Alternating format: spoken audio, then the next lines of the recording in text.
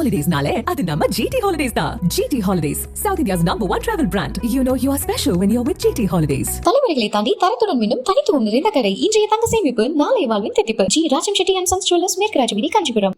நடிகர் விஜய் தமிழக வெற்றி கழகம் அப்படின்ற அரசியல் கட்சி தொடங்கி இருப்பதாக அறிவிப்பு வெளியிட்டிருக்கிறாரு.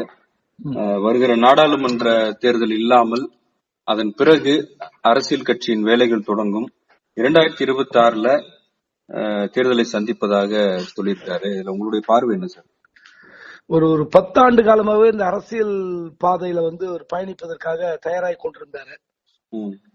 அப்போ இந்த ஒரு 2-3 ஆண்டுகளுக்கு முன்பாக அவங்க அப்பா கூட நின்று எல்லா வேலையும் பாத்துக்கிட்டு இருந்தாரு.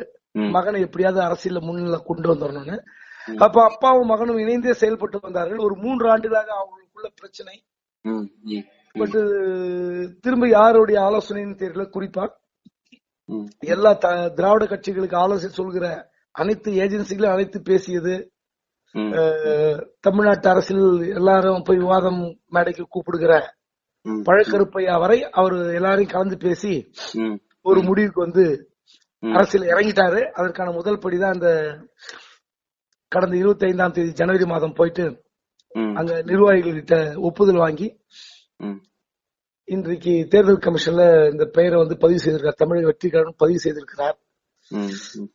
ஆனா இப்ப அவரை கொடுத்திருக்கிற 3 பக்க அறிக்கையில பாத்தீங்கன்னா இன்னும் முழுமையான கொள்கையை நம்ம உணர முடியல.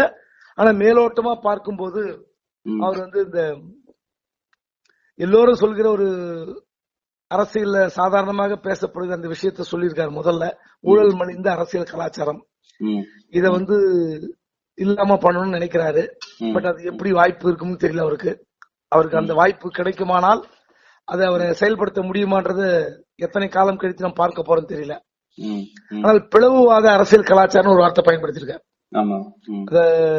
இந்த ஜாதி மத பேதங்கள் வாயிலாக பிளவுபடுத்துகிற வாதங்கள் அப்படிங்கிறாரு.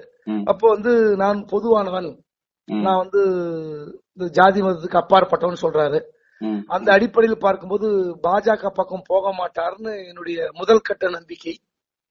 நாளைக்கு எப்படி ஒண்ணு நடக்கலாம். அரசியல் நிரந்தர எதிரியும் இல்லை, நிரந்தர நண்பரும் இல்லை. இதெல்லாம் கடந்து தொலைநோக்கு சிந்தனையுடைய லஞ்ச லாவண்யமற்ற ஒரு திறமையான நிர்வாகத்துக்கு வழிவகுக்கக்கூடிய அடிப்படை அரசியல் மாற்றத்தை தமிழ்நாட்டில் இருக்கிற மக்கள் ஏங்கி தவிக்கிறார்கள். அதை நான் கொண்டு வருவேன்னு சொல்றாரு. அது எல்லோரும் இணைந்து மக்கள் சக்தியால் தான் சாத்தியப்படுத்த முடியுங்கிறாரு. ஒரு இது நல்ல கொள்கை தான். மேலோட்டமா பார்க்கும்போது நல்ல கொள்கை தான். அரசியல் யார் வேண்டாலும் வரலாம். வருவது நம்ம வரவேற்க வேண்டியது, ஏற்க வேண்டியது தமிழ்நாட்டு மக்களுடைய கடமை. ஆனா இன்றைக்கு இருக்கிற பொருளாதார அரசியல்ல இன்றைக்கு இருக்கிற கட்சி கூட்டத்துக்கே 100-500 எந்த கட்சியா இருந்தாலும் ஒரு சில கட்சிகள் விதிவிலக்காக இருக்கின்றன, மறுக்க மாட்டேன். ஆனால் பணத்தை வைத்துக் கொண்டுதான் நீங்க கூட்டத்தை கூட்ட முடியும். ஒரு மாநாடு போடுறதோ இல்ல ஒரு சின்ன கூட்டத்தை கூட்டினாலும் மக்கள் வண்டி சத்தம், இலவச பயணம், அதுக்கப்புறம் சாப்பாடு செலவு, புடவை வேட்டி இத்தியாதி எல்லாம் செலவு பண்ணி தான் கூட்டு வராங்க. இந்த பொருளாதார அரசியலை அவர் எப்படி கையாள போகிறாருன்னு அடுத்த கட்ட மாநாடு கூட்டங்கள்ல பார்க்கலாம். இதெல்லாம் ஒட்டுமொத்தமாக தமிழ்நாட்டில் ஒரு புதிய அரசியல் வரவாக வந்திருக்கிற விஜய் யாருக்கு த்ரெட்டா இருப்பார், யாருக்கு ஆபத்தாக இருப்பார்?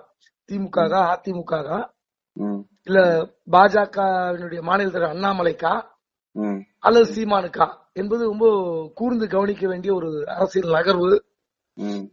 அது இந்த நாடாளுமன்ற தேர்தல் போட்டி இல்லைன்னு சொல்லியிருக்காரு. இப்ப அடுத்த நாடாளுமன்ற தேர்தல் முடிந்த பிறகு இவருடைய அரசியல் பயணம் அததான் நம்ம வைத்துதான் நம்ம மதிப்பிட முடியும். இது பத்திரிகையாளர்களை சந்தித்து அவர் அன்னைக்கு 25ஆம் தேதி பொதுக்குழு செயற்குழு சொல்லியிருக்காரு. ஆனா விஜய் மக்கள் இயக்கம் தான் அது எப்போ கட்சியா மாறிச்சுன்னு ஒரு பத்திரிகையாளர் சந்திப்பு இது வரைக்கும் கூப்பிட்டு சொல்லிருக்கலாம், சொல்லல. கட்சி தொடங்க சொல்லிருக்கலாம், சொல்லல. ஒரு இவ்வளவு பெரிய அரசியல் நகர்வை ஒரு வெறும் லெட்டர் பேட் மூலியமா அறிவிச்சதுதான் கொஞ்சம் வருத்தமா இருக்கு என்ன பொறுத்த வரைக்கும். இல்ல, சட்டம் மற்றும் சட்ட விதிகள் முறைப்படி ஒப்புதல் வழங்கப்பட்டு அனைத்து பொதுக்குழு உறுப்பினரால் ஏற்றுக்கொள்ளப்பட்டதுன்னு போட்டிருக்காருல, பைலாஸோட தான் சொல்றாரு. இல்ல தேர்தல் கமிஷன்ல வந்து ஒரு கட்சியை வந்து பதிவு பண்றது நடிகர் சங்கம் மாதிரி பண்ண முடியாதுல்ல. நீங்க போயிட்டு வேற ஏதோ சொசைட்டி ஆக்ட் எல்லாம் பண்ண முடியாது. அதுக்கு தேர்தல் கமிஷன்ல சில கிளாசிபிகேஷன் இருக்கு, விதிமுறை இருக்கு, வழிமுறை இருக்கு. நீங்க கட்சி தொடங்கி 30 நாட்களுக்குள் பதிவு செய்ய வேண்டும்னு ஒரு சட்ட விதி இருக்கு. அதுக்கு முன்பாக பொதுக்குழு செயற்குழு கூட்டிட்டு இவர் தலைவரா பொதுச் செயலாளரா இந்த நிர்வாகிகளா இருக்கணும், அதெல்லாம் ஒண்ணுமே இல்லையே. இவர் தலைவர் பொதுச் செயலாளர் யாரு, அதுதானே முக்கியம். அதெல்லாம் வந்து அதெல்லாம் அறிவிச்சிருக்கலாமே அன்னைக்கு. மறுநாள் 25 கட்சி தொடங்கியதுன்னே சொல்லலையே அவரு, ஏன் சொல்லல? இதெல்லாம் கேள்வி இருக்கு. நம்ம அதுக்காக வந்த உடனே அவரை கூப்பிட்டு நோகடிக்கிறதுக்காக நான் சொல்லல, சொல்றேன். இதெல்லாம் வெளிப்படையா இன்னும் கொஞ்சம் டிரான்ஸ்பரன்சியா இருந்திருக்கலாமா அப்படின்னு என்னோட கேள்வி. ஊழல் மலிந்த அரசியல் கலாச்சாரம், பிளவுவாத அரசியல் கலாச்சாரம் அப்படின்னு இருபுறமும் நம் ஒற்றுமையின் முன்னேற்றத்திற்கான முட்டுக்கட்டைகள் நிறைந்துள்ளன சொல்றாரு. அது திராவிட கட்சிகளையும் தேசிய கட்சிகளையும் சொல்றாரா? இங்க வந்து ஊழல் பாத்தீங்கன்னா உலகம் பூரா பரவி கிடைக்கிற அரசியல் கலாச்சாரம். அது ஊழல் எல்லா நாட்டிலயும் எல்லா கட்சியிலயும் இருக்கு. ஊழல் இல்லாத இடமே கிடையாது.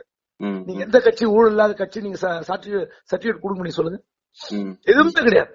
எல்லா கட்சியினுடைய அடிப்படை கொள்கை வந்து என்னன்னா ஊழல் இல்லாத ஆட்சி தான். எல்லா கட்சியும் சொல்கிறது, எல்லா தலைவரும் அதான் சொல்றாங்க, மேடதோறும் அதான் பேசுறாங்க. அந்த கட்சி ஆட்சிக்கு வந்த கடந்த கால ஆட்சியின் லஞ்ச லாவணியத்தை நாங்கள் சொல்வோம், ஊழலை எடுத்து காட்டுவோம், கேஸ் போடுவோம் எல்லாம் சொல்றாங்க. ஆனா எல்லா கட்சியும் அதான செய்யுது. சோ அதை நம்ம பேசி பலனே இல்ல. அவருக்கு ஒரு வாய்ப்பு, தான் நான் முதல்ல சொன்னேன், அவருக்கு ஒரு வாய்ப்பு கிடைக்கும் போது ஊழல் மலிந்த இந்த அரசியல் கலாச்சாரத்தை எப்படி தொடை தெரிய போகிறார்ன்ற வாய்ப்பு அவருக்கு கிடைக்குமா, அது எப்போது கிடைக்கும், அது எப்படி பார்க்க போறோம்னு எனக்கு தெரியல.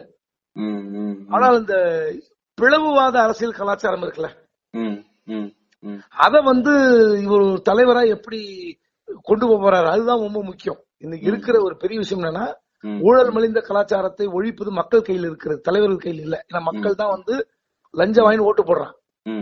அப்புறம் இவங்க கேட்கறதுக்கு தகுதியே கிடையாது. 70-75% பணம் வாங்கி கொள்கிறார்கள். போல ஆகுறதே அவ்வளவுதான். ஓட்டு போடாதுன்னு விட்டுருவோம், ஓட்டு போடுற எல்லாம் பணம் வாங்குறான். குறைந்தபட்சம் ஒரு 5-6% வந்து வாங்காம இருக்கலாம். ஆனா அவன் வீட்டுல கேட்கலாம் கூட, அவன் வீட்டுக்குள்ள வந்து கவர்ல வச்சு திணிக்கிற காட்சியை நம்ம பார்க்கிறோம். இடைத்தேர்தல பாக்குறோம், பொது தேர்தல பாக்குறோம். இல்ல வாங்குறவங்களும் அந்த கட்சி தான் ஓட்டு போடுறாங்கன்னு சொல்ல முடியாதுல்ல சார். இல்ல நான் பணம் வாங்கி நானா கேக்குறேன், பணம் வாங்கிட்டு ஓட்டு போடுறது ஒரு கலாச்சாரம் ஒண்ணு. பணமே நம்ம வந்து வாங்கலன்னு சொன்னா கூட என் வீட்டுல வந்து திணிக்கிறாங்கன்னு சொல்றாங்களே, அது வாங்கிட்டு யாருக்கு ஓட்டு போடுறாங்கன்னு தெரியும். இன்னைக்கு பெரும்பாலான 90% ஆளுங்கட்சி ஜெயிக்கிறது பொது தேர்தலை தவிர இடைத்தேர்தலில் அல்லது பொது தேர்தலுக்கு இடையே வருகிற நாடாளுமன்ற தேர்தலில் ஆளுங்கட்சி பெரும்பான்மையாக ஜெயிப்பதற்கு காரணம் பணம் தான். அந்த பண விநியோகம், அந்த மாதிரி ஒரு ஸ்கீம் இருக்கிறத மக்கள் வந்து என்னைக்கு தடுத்திருக்காங்க? 100 கோடி 200 கோடி செலவு பண்ணி தொழிலதிபர்கள், கல்வி அதிபர்கள் வந்து நிக்கிற காரணம் என்ன? அதுதான். அந்த ஊழல்ன்றது மக்கள் தான் முடிவு கட்டணும். அது இவர் நினைச்சா கூட முடியாது, எந்த அரசியல் தலைவர் வந்தாலும் முடியாது. இனி காந்தியே நாட்டுக்கு வந்து ஊழல் ஒழுங்கி உட்காந்தா முடியாது, மக்கள் திருந்தணும். ஆனா இந்த பிளவுவாத அரசியல் கலாச்சாரம் இருக்குல்ல, இந்த ஜாதி மதம் அல்லாத விஷயத்தை நான் கையில் எடுப்பேன்னு சொல்றாருல, அது உண்மையிலே அதுதான் இப்ப தேவை. நாட்டு மக்களுக்கு தேவை அதுதான். நாட்டு மக்களை ஒருங்கிணைக்கிற ஒரு சக்தியாக வேணும். எல்லாரும் ஒரு குளோபல் வில்லேஜ்ல வாழ்றோம், உலகமே ஒரு கிராமமாகி போய்விட்டது.